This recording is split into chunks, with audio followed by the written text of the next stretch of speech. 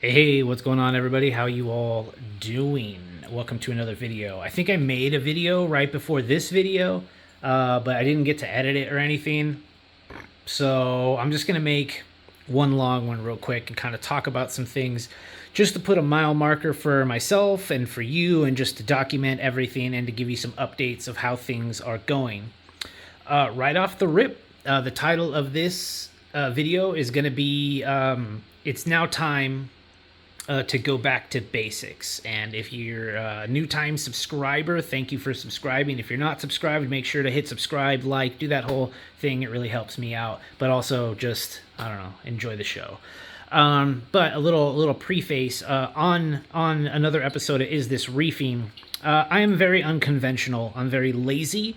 And I just want it now when it comes to reefing. And it's not something you should do if this is your first reef. It's not really something you should do for a reef. So I'm going to call myself out there. But I don't know. This is how I go through life. And it's so far it's working. But the problem is you do hit a point where you have to see that point and then you're now backtracking, but you got pretty far really fast being reckless. And then we are where we're at now, which is it's time to go back to basics. What do I mean by that? It's time for basics. One of them is you buy a really dope fish. So I don't know if you guys can see that, but I did pick myself up a Blotchy Anthia. Really juiced about that. I've just been really liking this fish.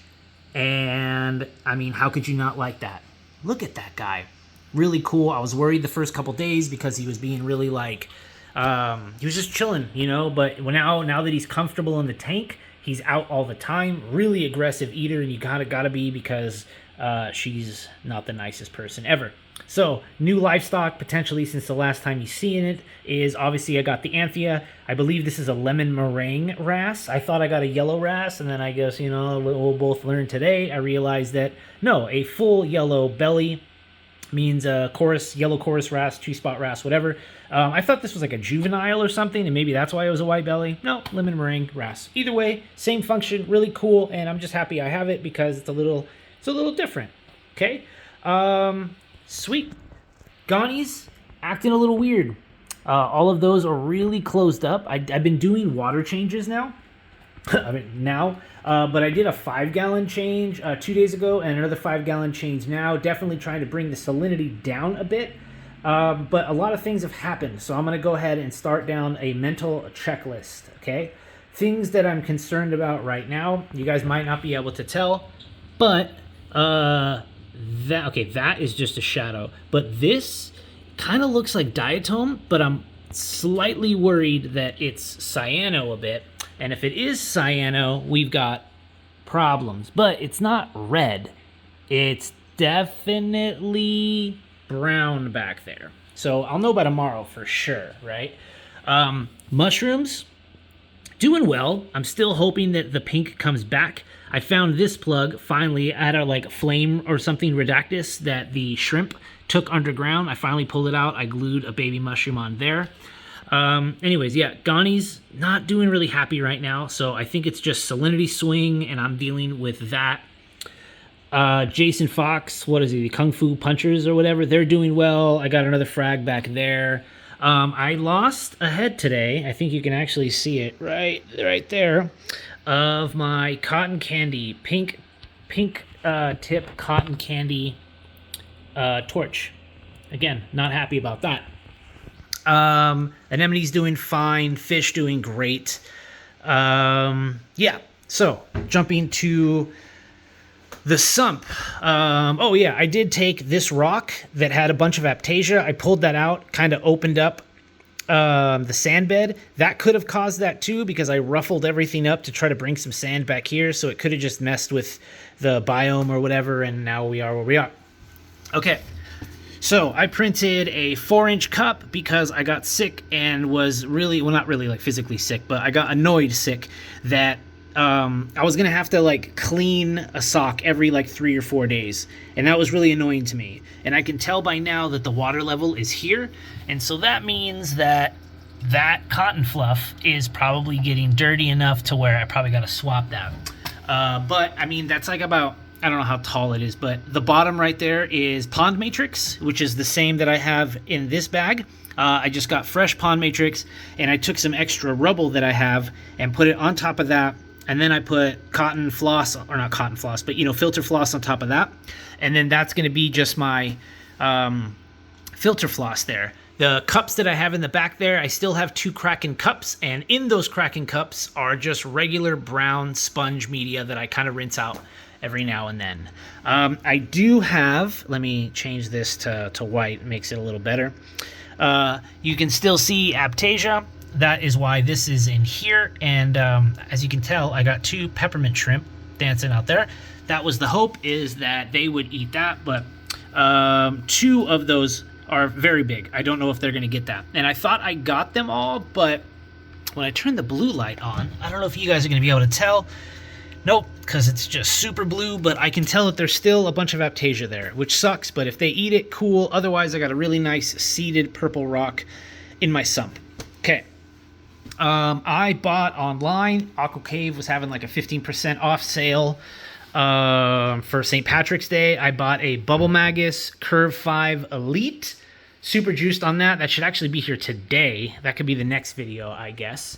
And the reason I bought that is because we get to the next thing in my head. Thank you for sticking with me. I feed this tank incredibly heavy. More heavy than you should probably be feeding your tank. And then I noticed that I shut this light off for like 4 or 5 days to beat the cyano that was legitimately growing on that purple rock, and that is why I pulled it and shut the light off in my sump. I feel like the algae that was actually growing down there was the last thing I had holding on to nutrient export. And so as soon as I did that, I started noticing that I have this on the sand. My torch was going bad. This was probably because of something else that I might get into real quick.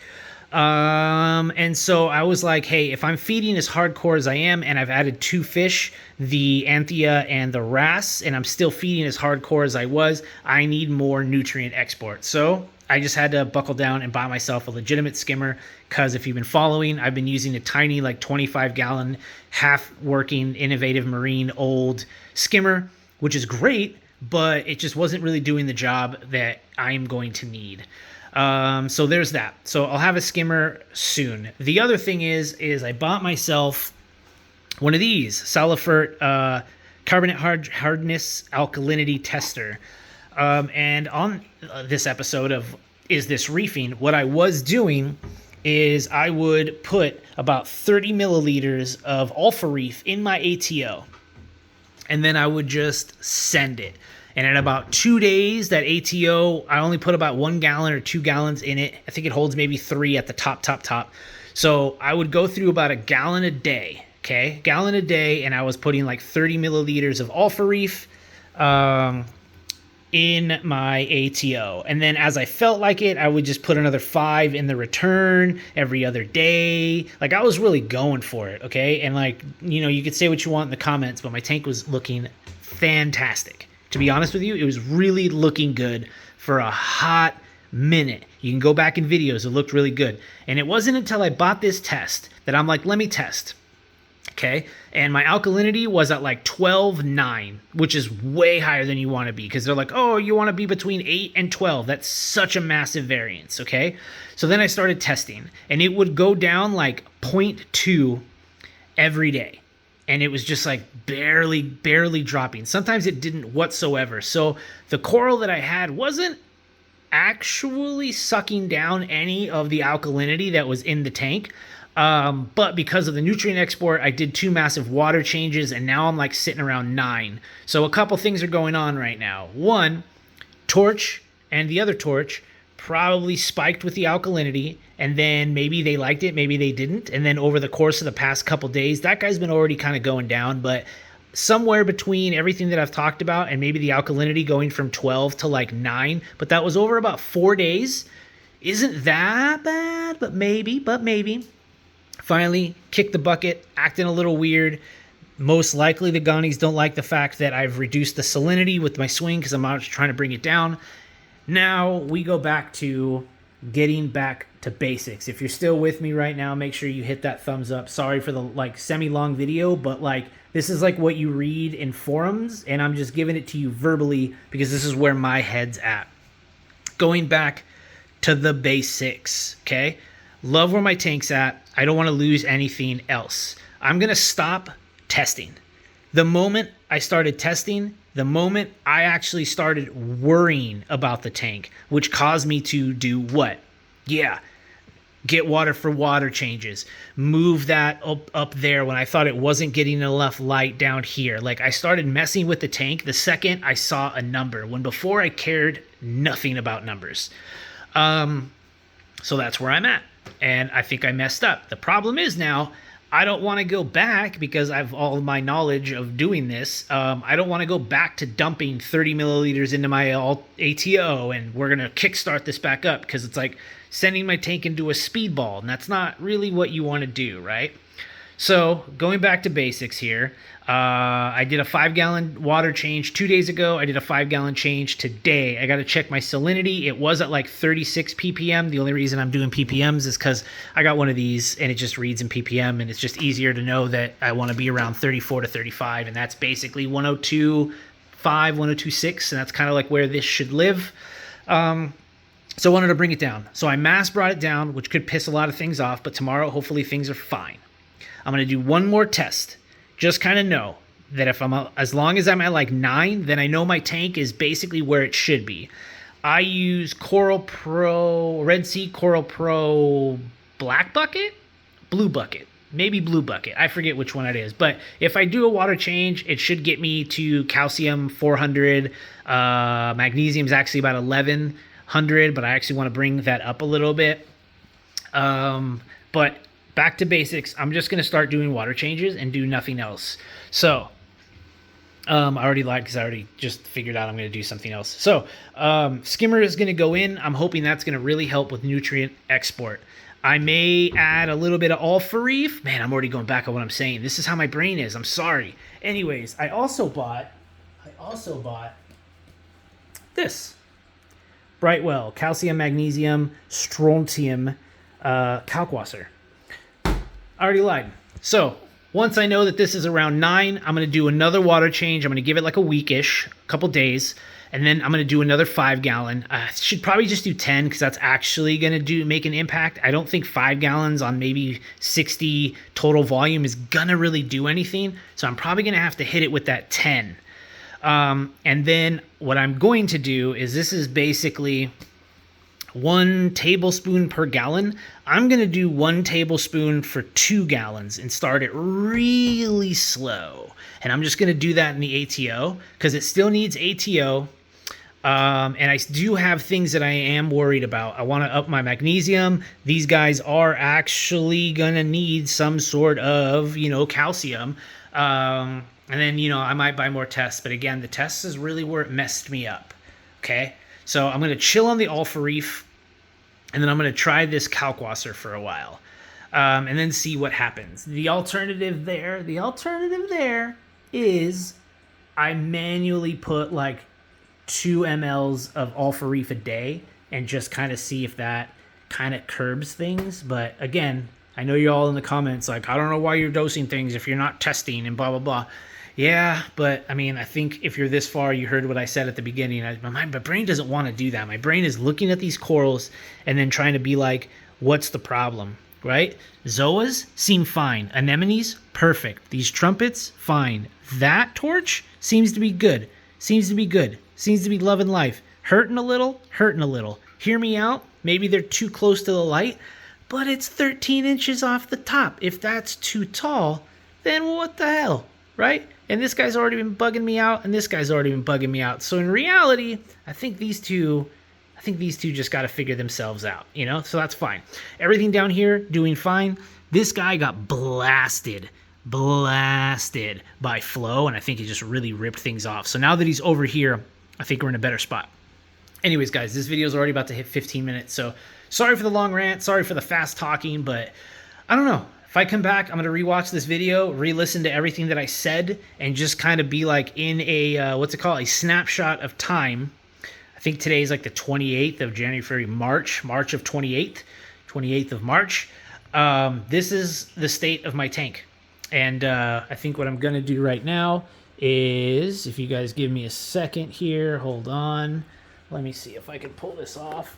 This is what I do all day, okay? So I open this, open that up. This was basically full Reef Frenzy Nano, and I just go, boom. That's what I do to the tank. And I do that like 4+ times a day. Look at this Anthia dude, though. Like, what up? He's super happy, right? Oh, man, he's aggressive. See what I mean? I do that a lot. 3, 4, 5 times a day. Not going to lie. That's how much I'm putting in and nothing's going out. So that for sure is number 1. 2, light is what it is. And 3, I need to just do a 10-gallon water change at the end of this week. I'm going to let this kind of ride out, and then we're going to go back to basics and get this tank back on track. But I think we've speed ramped our way to a good spot, and it didn't take long. It just was very sketchy how I did it, but this is how I do it. So now, 6 months in, potentially dealing with another diatone bloom, hopefully not cyano, and we're hitting that marker, right? That 6 to 7 month marker where your tank's going to be like, well, what are we going to do? We going to make it or are we not, right? Anyways, needless to say, that's it, guys. Thank you for watching. Appreciate your time. Make sure to like, subscribe, share this with your friends. This is a water box 60.2 non-X. But I got an X sump, though. So that's kind of cool. Anyways, guys, catch you in the next one. Peace.